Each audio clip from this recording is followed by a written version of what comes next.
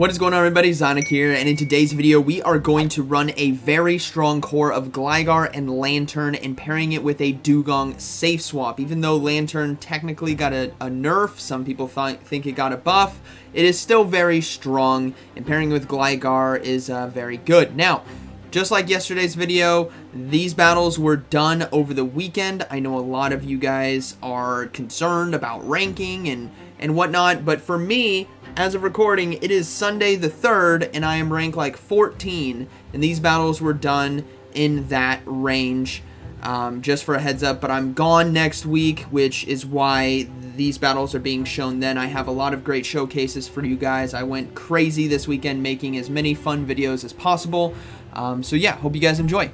Alright, getting into the first battle, we have Gligar on the lead versus Talonflame. So, what we're going to look to do is safe swap here into the Dewgong and get ahead on energy, and we do draw out a Shadow Victory Bell. So this is already building up to be what I'm guessing is going to be a very fast move heavy team. Incinerate, Razor Leaf, and my guess in the back is going to be Charm. Could be double Razor Leaf, but we shall see. So, we go down there, and we got to bring in the Gligar here to farm down, get some energy. We're also going to no-shield the Shadow Victory Bell in hopes that it is, in fact, an Acid Spray and not Leaf Blade, because Leaf Blade would still hurt, but we got to let it go. It is going to be Acid Spray, so that's perfectly fine.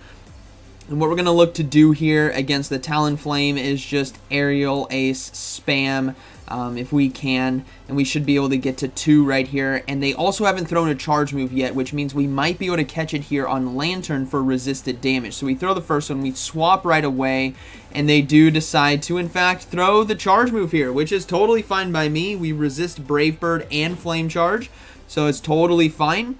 And they decide to swap in a Nidoqueen, a Shadow Nidoqueen. So it was a triple fast move team. Poison Jab is not as hard hitting as Charm and Razor Leaf and Incinerate, but still, Shadow Nidoqueen is still a huge threat.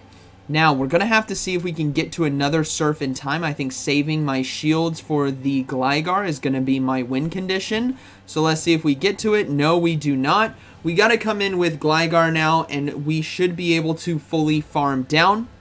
I will give up a shield here on the Poison Fang. Yes, it is resisted, but you got to remember the only way they win is with fast moves here with Talonflame, and I need to make sure I can survive to Incinerate. So there's the first one, and we should be able to survive this one even with the debuff, and then we should be able to get another Aerial Ace off.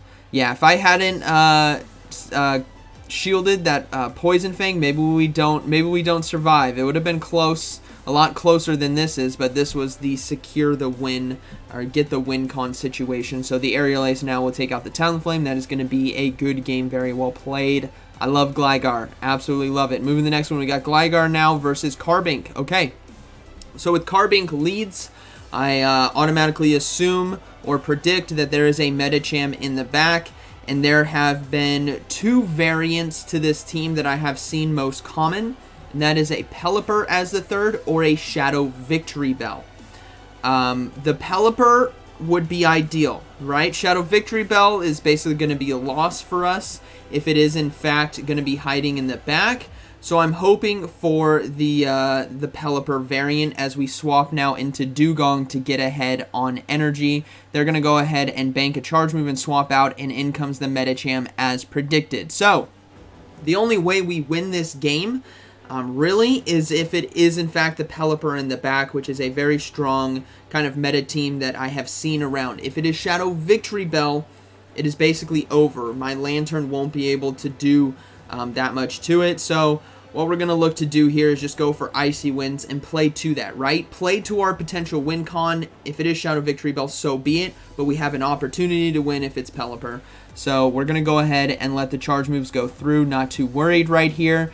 And then we store a charge move on Gligar, so we should be able to throw that. Now, I almost got to another Icy Wind, which would have been nice. We're going to go ahead and come in with Gligar. We're going to overload a little bit and go for the Aerial Ace here to take out the Medicham.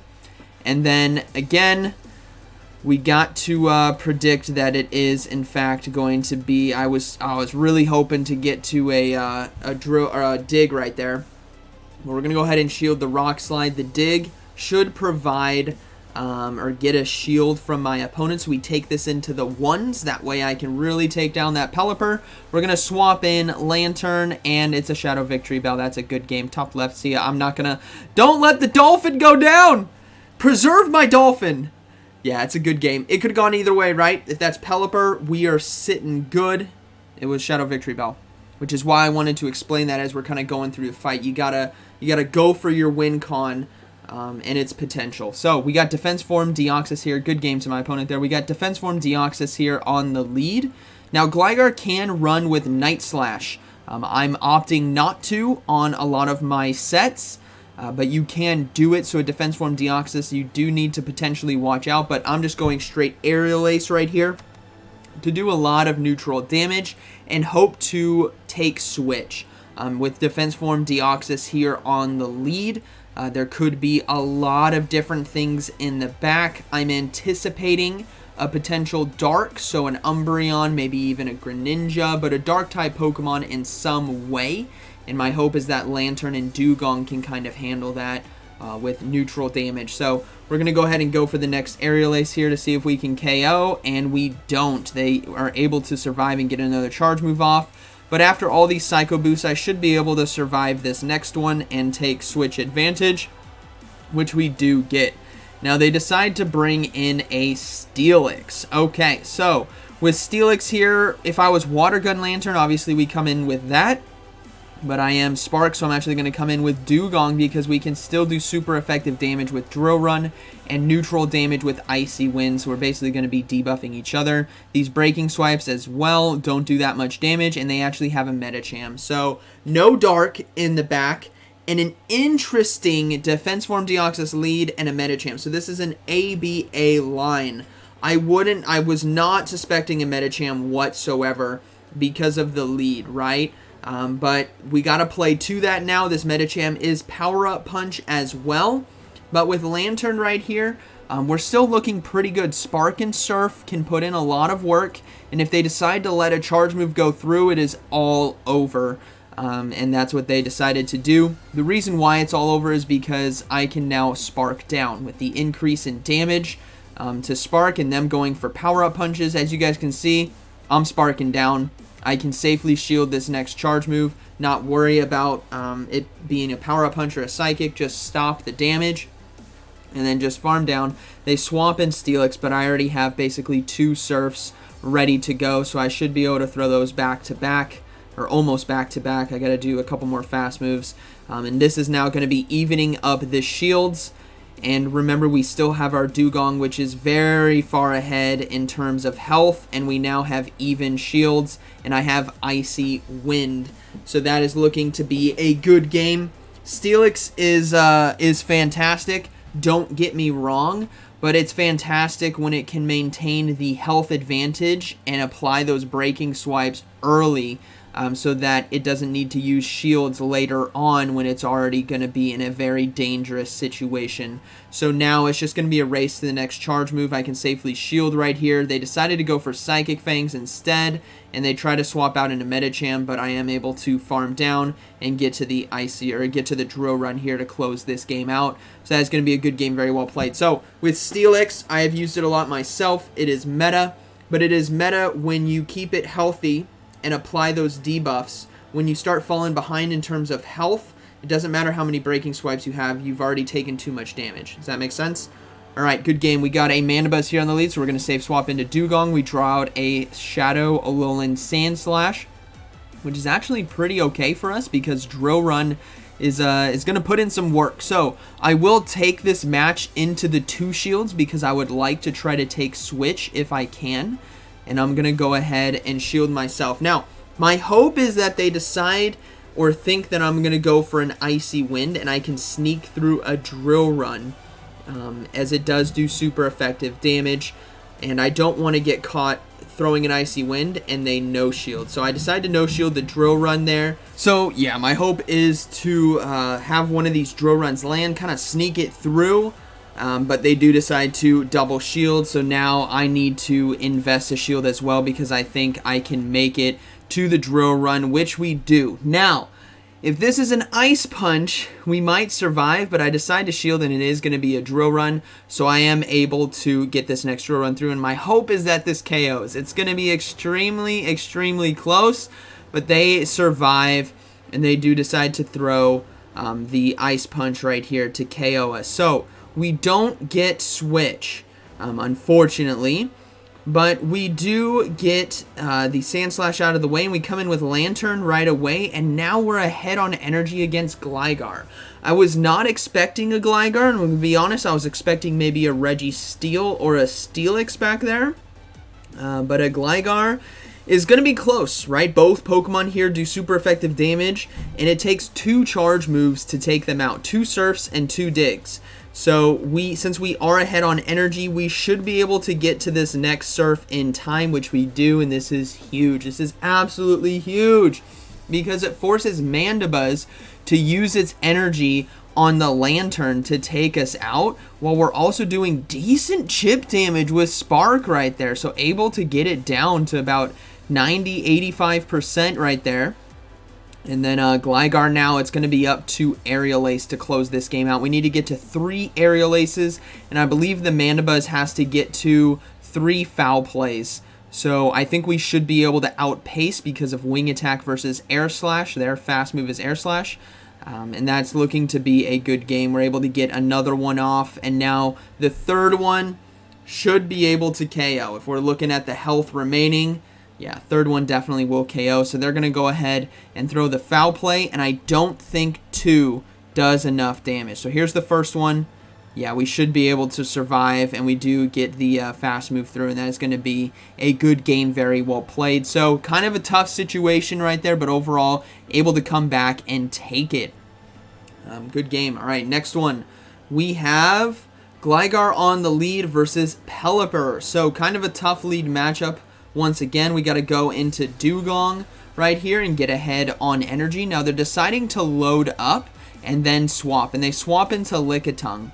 So obviously with a Lickitung swap in here and us being ahead on energy, I'm looking for Switch because I can align Lanturn then to Pelipper, which is a huge advantage for us. So what I'm going to safely do is shield the potential Power Whip and then look to just take down the Lickitung. They're way too far behind in terms of damage and energy, and if I successfully shield the Power Whip, which I'm going to try to do right here, then they are definitely very far behind. There is nothing they can do in order to win this mid-game matchup because the Icy Wind debuffs are just too bad or too devastating for them right now. So we are able to take it and farm down. So now we can align Lanturn to Pelipper, which is a huge advantage for us, as the Pelipper is looking to go for the charge move right here. It's going to be the Hurricane. So this allows us to have the Lanturn on the Pelipper, and they do swap in a Steelix right here, which is still a very good situation for us, right? We have our Gligar, which does have access to Dig, and our Lanturn now can put a lot of pressure here with Surf, and we can keep our Lanturn pretty healthy for the Pelipper in the back. Now what I'm going to look to do is try to catch the potential Earthquake. This would be huge if I caught the Earthquake right here, but it is just going to be Breaking Swipe, and there's going to be an onslaught of Breaking Swipes right here, which is totally fine because now we're in a situation where Dig could potentially still KO, maybe not after 2 Breaking Swipes, definitely not 3, but well, we're not going to KO, they do have shields. But what we can do is put a lot of pressure down here with the Dig because they have to shield anyways, even though our attack was reduced with Breaking Swipe. So now we do see that they decide to swap back into Pelipper, storing energy on the Steelix, which is totally fine because Aerial Ace right now can still do some nice chip damage to the Pelipper.